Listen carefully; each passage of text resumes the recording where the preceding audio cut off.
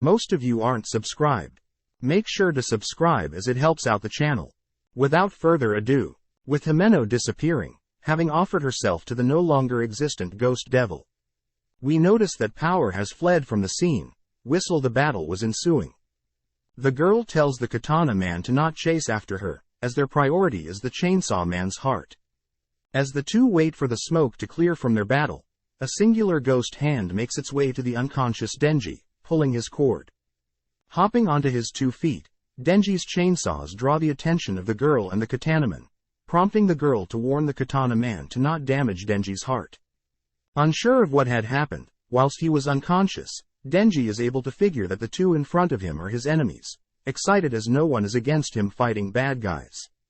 With the two taking fighting stances, Denji initiates the battle, jumping onto a stationary Katanaman. Noticing their battle, we see the girl, revealed to be Sawatari, having lost a fingernail. Talking over a walkie-talkie, she states her location and how they've begun to fight the Chainsaw Devil, all the while keeping an eye on Aki, who's in shock and bleeding out. Back with Denji, he takes the offensive, forcing the Katanaman to parry his chainsaws, leaving him wide open to kicks, sending the Katanaman into a nearby wall. Returning the favor, the Katanaman reveals his power, first charging at Denji, only to slash precisely at Denji. Sensing danger, Denji dodges his slashes, noticing each of the Katanaman's slashes leave large cuts on the walls and ground. Continuing to dodge each subsequent slash, Denji is ultimately brought to his knees as he attempts to analyze the Katanaman's movements. Suddenly 2 humans wielding guns are told to aim for Denji's arms or heart. Pissed that there are more people with the two evenly matched, Denji begins noticing slashes that weren't apparent before. Distracted, Denji takes a shot to the heart, only to immobilize the gunman with an elbow. Taking the gunman as a hostage, Denji demands the Katanaman stand down if he doesn't want Denji to mess up the gunman. With the Katanaman taking a few steps back, Denji is caught off guard as the Katanaman takes a fighting stance, whilst knelt down, dashing and passing through Denji. Unsure of what happened, Denji and the gunman's body is cut in half, preserving Denji's heart. With the Katanaman morphing back to a human, he states that devil hunters are only human, and hence should all be dead by now. Cutting to several hunters' dead bodies, we see Makima suddenly rise from the dead, dealing with the attackers on the train. With some surviving hunters awaiting Makima's arrival, the two are shocked to see an unharmed Makima, believing her to have been assassinated. Following Makima, the 2 devil hunters, Kuros and Tendo, are instructed to find several convicts, a nearby temple, high in altitude, and a change of clothes. With the convicts arriving at a nearby temple, we see Makima change into new clothes, making preparations for something mysterious. Back with Sawatari and the Katanaman, their gang attempt to take Denji's corpse, only to have one of their men explode out of nowhere. Radioing to her men, Sawatari curses at Makima knowing that she's still alive. Back with Makima, we see her performing a ritual, as all the convicts and fellow devil hunters are blindfolded. This is because no one is authorized to see her devil contract. Makima instructs the convicts to say the names of the enemy, which causes the explosions of the enemy's bodies, but the cost of the convicts lives.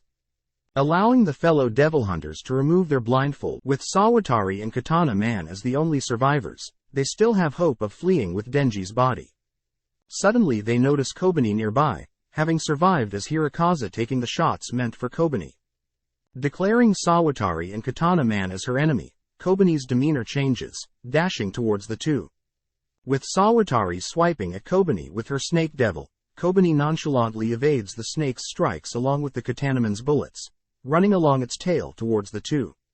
Cutting off the Katanaman's firing hand, Kobeni places a bullet into his back, continuing to evade bullets fired from Sawatari. Running to Denji, and using his body as a meat shield, Kobeni is able to fire several shots of her own, without being in danger of any returning shots. Knowing that they are outmatched, Sawatari tosses the Katanaman into her van, whilst hopping in herself, starting the engine and driving off. The entire time, Kobeni fires at the vehicle, scaring the two off. Kobeni then has a moment with Denji's corpse, apologizing for attempting to murder him the day of the hotel.